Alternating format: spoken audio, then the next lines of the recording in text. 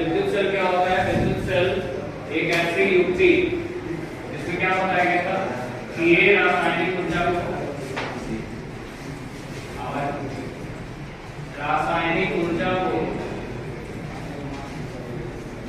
किसे बदलता है? विद्युत ऊर्जा।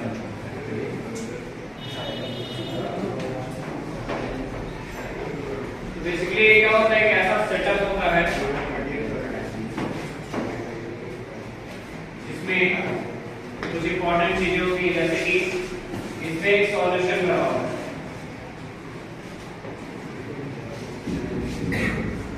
इस सॉल्यूशन को हम कहते हैं इलेक्ट्रोलाइट या हिंदी में कहते हैं विद्युत अपघटक।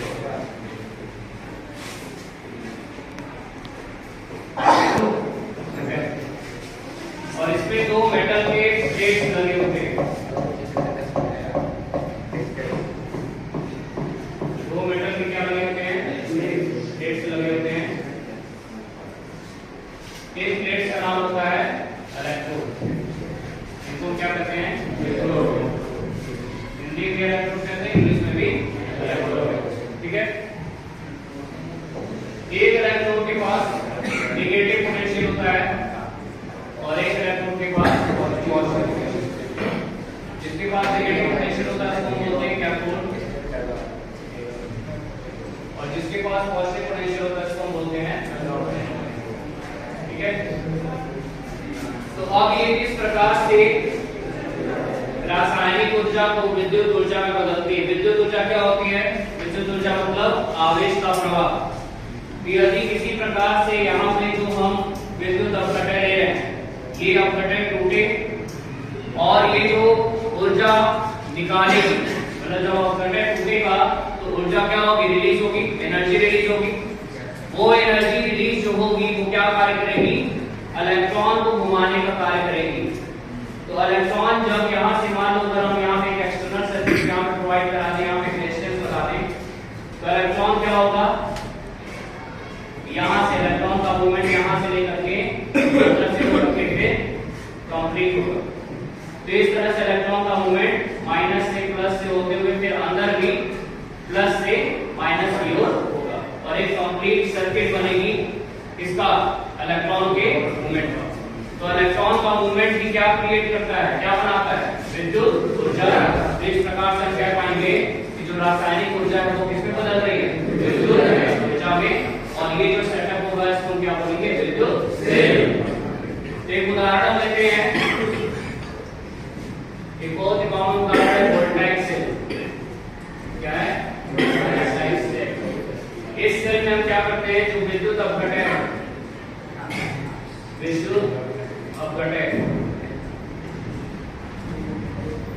अपघटन के रूप में हम क्या लेते हैं? H2SO4 सल्फ्यूरिक अम्ल लेते हैं। और इसमें जो दो इलेक्ट्रोड होते हैं, जो दो इलेक्ट्रोड होते हैं वो किसके होते हैं? एक होता है जिंक का जिसके पास नेगेटिव पोटेंशियल डेवलप होता है, और एक होता है कॉपर का जिसके पास पॉजिटिव पोटेंशियल। अब ये कार्य कैसे करता है?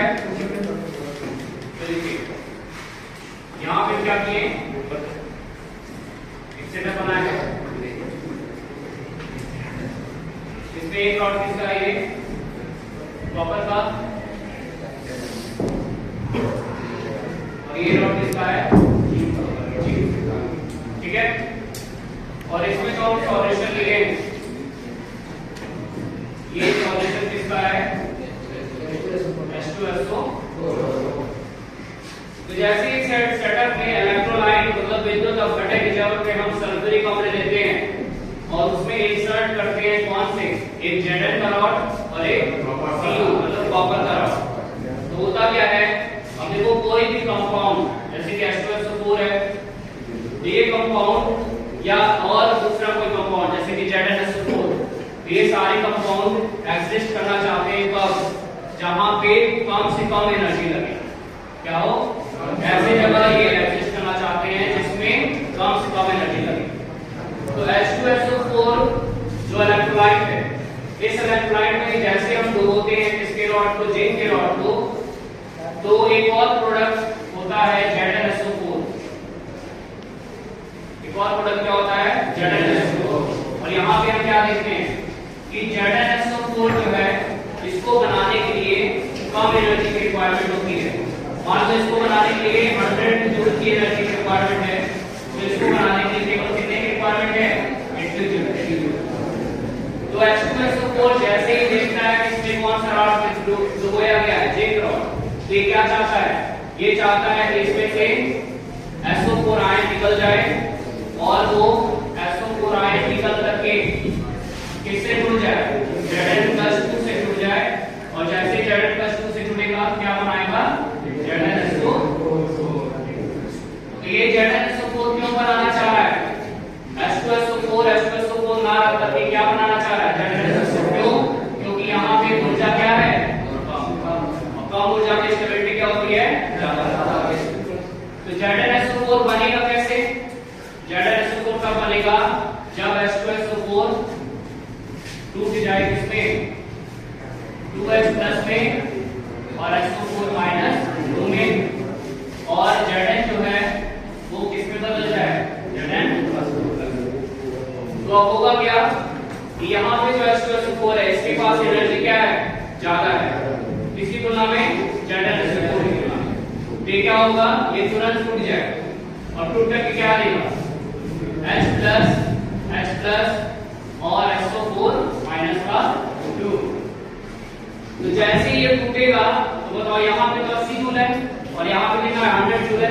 तो एक्स्ट्रा कितना एनर्जी है? 20 जूल की एनर्जी। तो जो 20 जूल की एक्स्ट्रा एनर्जी है वो क्या करेगा? वो यहाँ पे जो Zn है, Zn को पुश करेगा। क्या पुश करेगा? कि Zn अपने में से क्या करेगा? 2 इलेक्ट्रॉन को निकाल दे। Zn अपने में से 2 इलेक्ट्रॉन को निकाल दे और क्या बना दे? Zn+2। तो अल्टीमेटली फिर फाइनली क्या होगा? यहाँ पे ये जो हम सेटअप लिए थे, यहाँ पे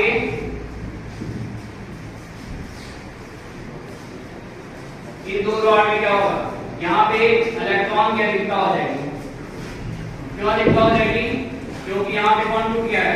H+ है और कौन है? SO4-। तो जो एक्स्ट्रा एनर्जी थी वो एक्स्ट्रा एनर्जी पुश किया किसको? Zn को पुश किया कि वो किसमें कन्वर्ट हो? Zn2+ में। Zn2+ में कैसे कन्वर्ट होगा? जब वो इलेक्ट्रॉन को निकालेगा। तो यहाँ पे इलेक्ट्रॉन क्या होंगे? इकट्ठा होने लगेंगे और ये जो H+ है, ये H+ यहाँ पर किसके पास चला जाएगा? कॉपर के पास। तो यहाँ पे H+ इकट्ठा होगा और यहाँ पे कौन है? इलेक्ट्रॉन के दिख रहा है। अब इलेक्ट्रॉन यहाँ पे क्या होते हैं? जिंक रॉड पे। इलेक्ट्रॉन पे जैसे जिंक रॉड पे आएंगे तो जिंक के पास कैसी पोटेंशियल आ जाएगी? Negative potential. और H+ के यहाँ पे इकट्ठा होने से कॉपर के पास कैसी पोटेंशियल आ जाएगी? अब इलेक्ट्रॉन इसमें इकट्ठा हो गया, अब ये निकलना चाह रहा है, लेकिन इसको कोई रास्ता नहीं मिल रहा है। क्यों रास्ता नहीं मिल रहा है? क्योंकि सर्किट कंप्लीट नहीं है। तो यदि यहाँ से हम एक कोई क्या करें? प्रतिरोध, एक एक्सटर्नल सर्किट जोड़ दें, तो क्या होगा? यहाँ से इलेक्ट्रॉन फ्लो होना स्टार्ट हो जाएगा। क्यों स्टार्ट होगा? क्योंकि यहाँ पे कैसा पोटेंशियल है? प्लस पोटेंशियल है और यहाँ पे कैसा पोटेंशियल है? माइनस। तो माइनस पोटेंशियल की वजह से यहाँ से इलेक्ट्रॉन निकलेगा और प्लस वाला क्या करेगा? उसको अट्रैक्ट करेगा। तो बाहर वाली सर्किट में हम देखेंगे कि इलेक्ट्रॉन माइनस से निकल करके कहाँ जा रहा है? जैसे इलेक्ट्रॉन यहाँ पे आएगा तो यहाँ पे कौन से आवेश हैं? प्लस आवेश है। तो एक प्लस आवेश को क्या करेगा? ये न्यूट्रलाइज करेगा। क्योंकि इलेक्ट्रॉन का जो माइनस आवेश है वो यहाँ से फ्लो करके कहाँ आया? यहाँ पे आया। तो यहाँ पे प्लस को क्या करेगा? न्यूट्रलाइज करेगा और न्यूट्रलाइज करेगा तो ये क्या हो जाएगी? खत्म हो जाएगा। तो यहाँ पे कुछ आवेश प्लस क्या हो जाएंगे?